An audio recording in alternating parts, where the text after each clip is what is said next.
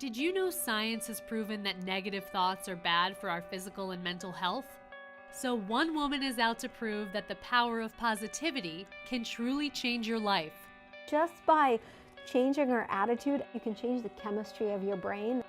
I'm Nataly Kogan, and this is my story.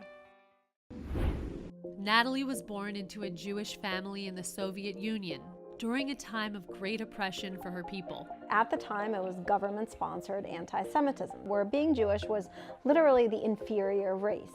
My dad always telling me, as a Jew, you gotta be 10 times better than anyone else just to be the same. In search of a better life, her family fled the country in the late 1980s, leaving everyone and everything behind.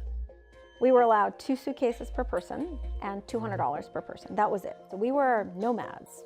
They made their way to Italy, but living in refugee camps took its toll.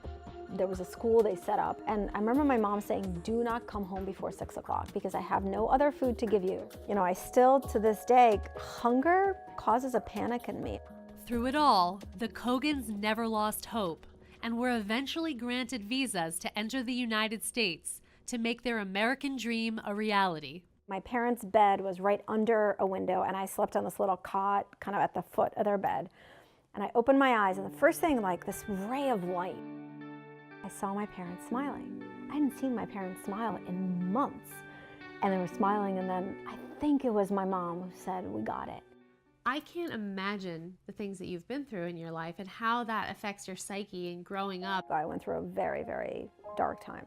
I mean, in every way you can imagine. When we made it to the US, I was a teenager living in the projects on food stamps and welfare, Not and speaking largely English. not speaking English, and whatever I was speaking was caused uproars of laughter, you know. Did you have friends or anybody you could confide in? No. Eventually, the way that I learned to cope was I realized I was good at one thing. I was brilliant at achieving. Nataly graduated with high honors from Wesleyan University, became a managing director of a venture capital firm at 24, and even ran a publishing company, but was constantly searching for something more. I just kept collecting these huge achievements, one after another, because I thought on the other side of that was the big happy. And it wasn't there.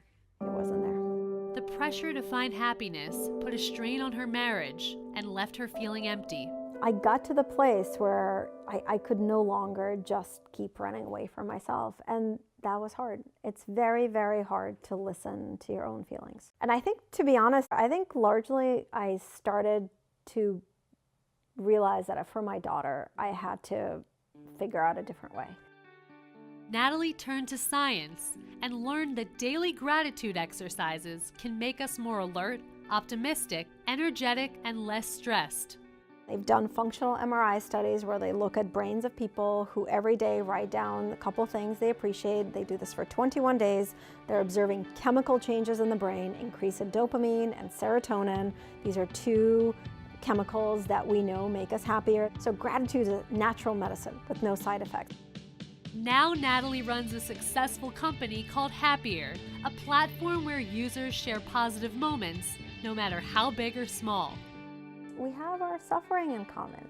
We have our struggles in common. And I was missing that part. Like, so much of the reason I was hiding all of my struggles is I thought I had to appear to be this happy, confident person. I didn't realize that our struggles is what connects us. When I started to be more real, the outpouring of not just support and care and acceptance that I got from people close to me, from my husband, my daughter, my friends, it's a gift I can't even describe. And she's teaching people to find their joy through kindness and gratitude. As I was learning all these techniques and practices, which modern research has now proven, I wanted to share them. Stop saying, I'll be happy when, and start saying, I am happier now because. And that's the whole idea of, in any moment of your life, there's something you can find to be grateful for. Nataly hopes that sharing her story will inspire others to live their best lives. And she's even written a book filled with guidance on how to face negative emotions and embrace self-care, a practice that can lead to genuine happiness. I think the entire purpose of my going through the experience that I did and all the challenges and all the suffering was so that I could share this journey because other people can learn from it. If this modern hero inspires you, please share and don't forget to like and follow us.